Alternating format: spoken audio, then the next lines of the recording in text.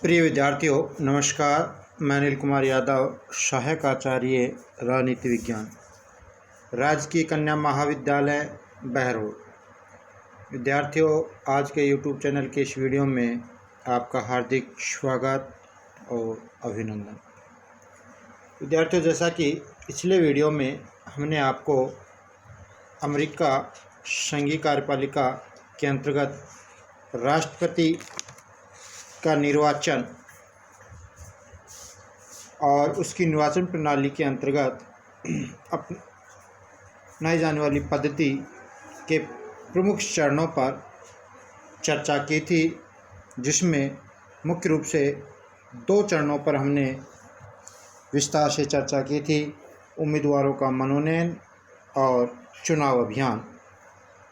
इसी कड़ी में आज हम अमेरिकी राष्ट्रपति के निर्वाचन की पद्धति के प्रमुख चरणों में अगले 3 चरणों पर बात करेंगे, जिसमें निर्वाचक मंडल का चुनाव, निर्वाचक मंडल द्वारा राष्ट्रपति का चुनाव और नवीन राष्ट्रपति का पद ग्रहण। तो विद्यार्थियों, सबसे पहले हम बात करते हैं निर्वाचक मंडल का चुनाव। विद्यार्थियों, उम्मीदवारों के मनोनयन और चुनाव अभियान के बाद दोनों दलों के द्वारा निर्वाचक मंडल के लिए अपने उम्मीदवार खड़े किए जाते हैं। जैसे ही उम्मीदवारों का मनोनयन कर लिया जाता है राजनीतिक दलों के द्वारा और फिर उनके लिए दलों के द्वारा चुनाव अभियान शुरू किया जाता है, इसके बाद दोनों दल निर्वाचक मंडल के लिए, जो राष्ट्रपति के निर्वाचन में भाग लेंगे, उन निर्वाचक मंडल के लिए अपने उम्मीदवार खड़े किए जाते हैं। निर्वाचक मंडल इन उम्मीदवारों को, जो निर्वाचक मंडल के जो ये उम्मीदवार होते हैं, इन उम्मीदवारों को शपथ लेनी होती है कि चुने जाने पर वे राष्ट्रपति और उपराष्ट्रपति के चुनाव में अपने ही दल के उम्मीदवारों को मत देंगे। तो जो राष्ट्रपति के लिए एक निर्वाचक मंडल होता है अमेरिका के अंतर्गत, उसके सदस्यों का जो चुनाव है वो संपन्न कराया जाता है। 23वें संविधान संशोधन से अब निर्वाचक मंडल के सदस्यों की संख्या 538 हो गई है। निर्वाचक मंडल का चुनाव लीप वर्ष या चुनाव वर्ष के नवंबर के महीने के पहले मंगलवार को या सरकार के द्वारा निर्धारित अन्य किसी तिथि को होता है। तो इस निर्वाचक मंडल के सदस्यों का जो निर्वाचन है वो लीप वर्ष या चुनाव वर्ष के नवंबर के महीने के पहले जो मंगलवार आता है या सरकार के द्वारा जो निर्धारित किया जाता है उस तिथि को होता है। निर्वाचकों को प्रत्यक्ष रूप से मतदाताओं के द्वारा चुना जाता है। तो विद्यार्थियों, यहाँ जो निर्वाचक मंडल के जो सदस्य हैं उनका चुनाव प्रत्यक्ष रूप से मतदाताओं के द्वारा किया जाता है। निर्वाचक के चुनाव और अन्य चुनावों में किन व्यक्तियों को मत देने का अधिकार होगा, इस संबंध में विद्यार्थियों 1970 में मतदान अधिकार अधिनियम में संशोधन किया गया है।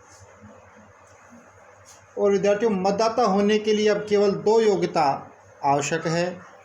प्रथम तो यह है कि वह व्यक्ति 18 वर्ष की आयु प्राप्त कर चुका हो, और द्वितीय है कि संबंधित व्यक्ति उस राज्य में कम से कम 30 दिन से रह रहा हो। वो राष्ट्रपति के निर्वाचक मंडल के जो सदस्य होते हैं उनके निर्वाचन में भाग ले सकता है। चूँकि मतदाता होने के लिए अब साक्षर होना आवश्यक नहीं है, 1970 के मतदान अधिकार अधिनियम में इस शर्त को हटा दिया गया है। विद्यार्थी, 1974 के कानून के अनुसार राष्ट्रपति पद के चुनाव प्रचार के लिए सार्वजनिक वित्त व्यवस्था है, सरकार के द्वारा धन खर्च किया जाता है प्रचार प्रसार के लिए।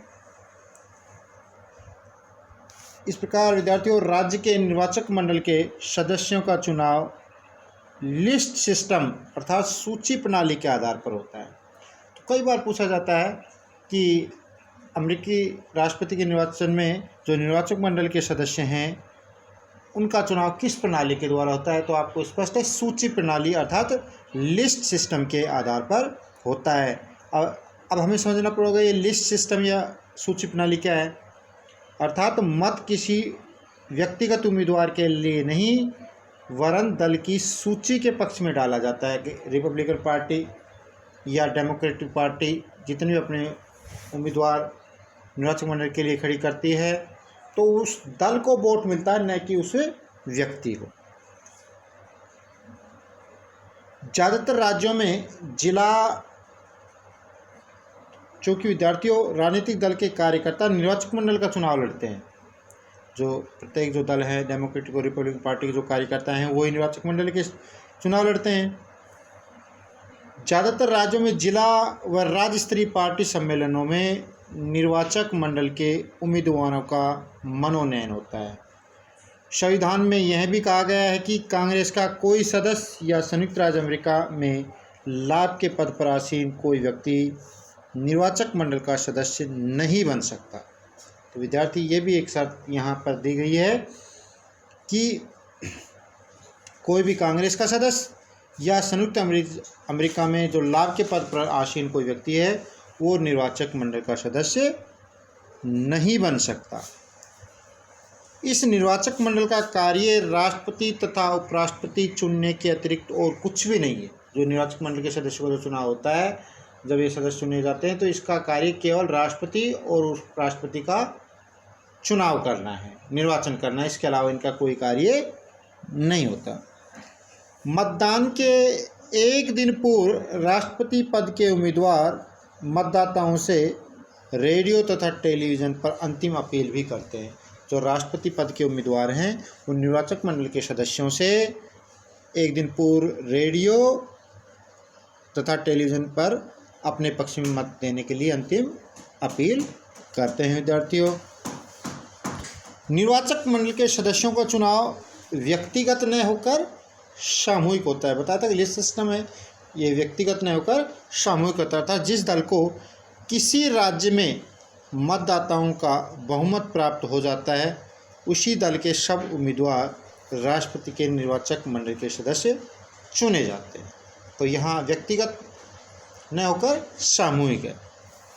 उदाहरण के लिए हम देखें, यदि न्यूयॉर्क राज्य में रिपब्लिकन निर्वाचन सूची को 30 लाख मत मिलते हैं और डेमोक्रेटिक निर्वाचन सूची को 31 लाख मत मिलते हैं तो न्यूयॉर्क राज्य से निर्वाचक मंडल के जो सभी 43 सदस्य हैं वो डेमोक्रेटिक पार्टी से चुने लिए जाएंगे।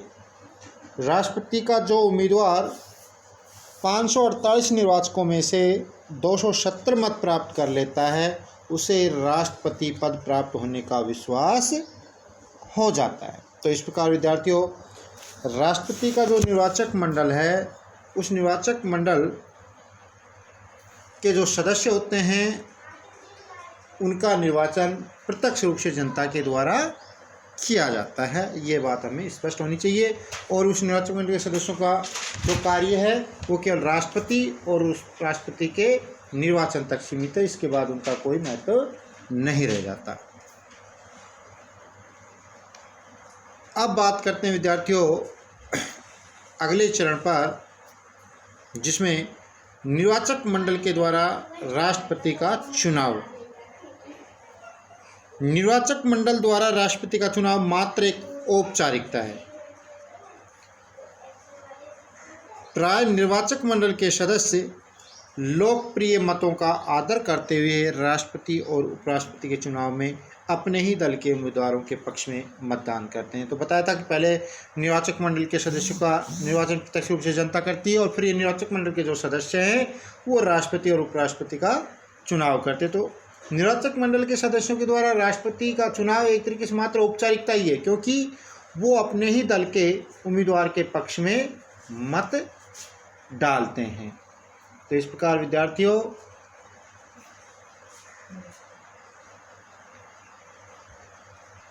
अमेरिकी कानून के अनुसार वे किसी भी उम्मीदवार को अपना मत देने के लिए स्वतंत्र हैं, परंतु सामान्यतः देखा जाता है कि प्रत्येक जो निर्वाचक मंडल के जो सदस्य होते हैं वो अपने उसके पक्ष में ही मत डालते हैं।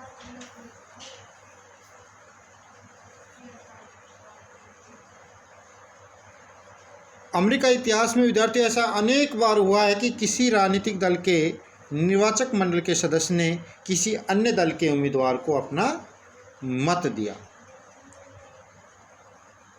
विद्यार्थियों, बुधवार को निर्वाचक मंडल के सदस्य अपने अपने राज्यों की राजधानियों में एकत्रित होते हैं और राष्ट्रपति या उपराष्ट्रपति पद के लिए विभिन्न उम्मीदवारों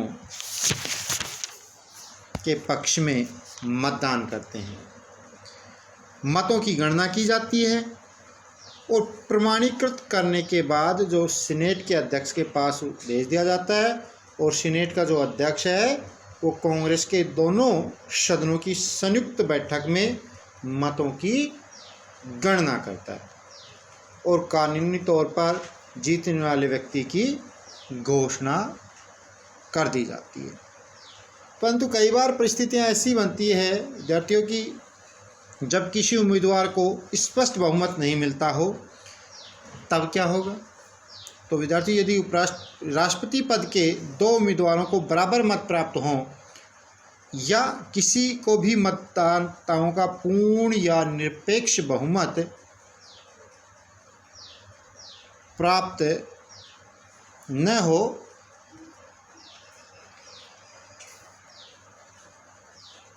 तो प्रतिनिधि सभा सबसे अधिक मत प्राप्त करने वाले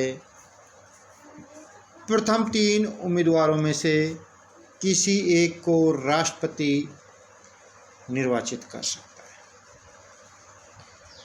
प्रतिनिधि सभा जब इस प्रकार राष्ट्रपति को निर्वाचित करती है, तब प्रतिनिधि सभा में प्रत्येक राज्य का केवल एक मत होता है।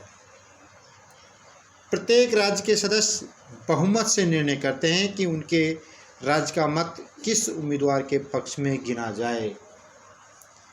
यदि किसी राज्य के प्रतिनिधि समान रूप से इस विषय पर बंट जाए तो उनका मत गिना नहीं जाता। तो यहाँ पर बात कही थी विद्यार्थियों अपन ने कि जब कभी राष्ट्रपति के किसी उम्मीदवार को स्पष्ट बहुमत प्राप्त नहीं हो, उस समय राष्ट्रपति का निर्वाचन का फैसला कैसे हो, तो उस स्थिति में प्रतिनिधि सभा को यह शक्ति प्राप्त होती है कि वो किसे राष्ट्रपति चुने। तो इसके लिए प्रतिनिधि सभा प्रथम 3 उम्मीदवारों को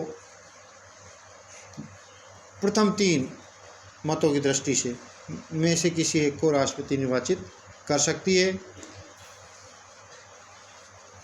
प्रतिनिधि जब इस प्रकार राष्ट्रपति को निर्वाचित करती है तो प्रतिनिधि सभा में प्रत्येक राज्य का केवल एक मत होता है। वैसे तो सारे राज्यों से कुल प्रतिनिधि जो प्रतिनिधि सभा के सदस्य हैं अलग अलग होते हैं जनसंख्या के अनुपात में, लेकिन जो राष्ट्रपति के निर्वाचन में इस तरह की स्थिति पैदा होती है तब प्रतिनिधि सभा के प्रत्येक राज्य के सदस्यों का एक मत होता है। एक राज्य से एक ही मत गिना जाता है प्रतिनिधि सभा के, और प्रतिनिधि सभा के जितने सदस्य होते हैं उस राज्य से वो बहुमत से ऐसा निर्णय करते हैं कि उनका राज्य का जो वोट है किसके पक्ष में जाए। तो इस प्रकार विद्यार्थियों निर्वाचक मंडल के द्वारा राष्ट्रपति का निर्वाचन किया जाता है। अब बात आती है अगले चरण की, तो वो है नवीन राष्ट्रपति का पद ग्रहण करना। विद्यार्थियों 1933 के पूर्व तक निर्वाचित होने के लगभग 4 माह पश्चात 4 मार्च को नवीन राष्ट्रपति के द्वारा पद ग्रहण किया जाता था। परंतु विद्यार्थियों 20वें संविधान संशोधन 1933 के अनुसार राष्ट्रपति 4 मार्च के बजाय अब 20 जनवरी को ही अपना पद ग्रहण करता है। इस संशोधन में विद्यार्थियों यह भी निश्चित किया गया कि यदि नवनिर्वाचित राष्ट्रपति की अपने पद पर आसीन होने से पूर्व ही मृत्यु हो जाती है तो उपराष्ट्रपति राष्ट्रपति बन जाएगा।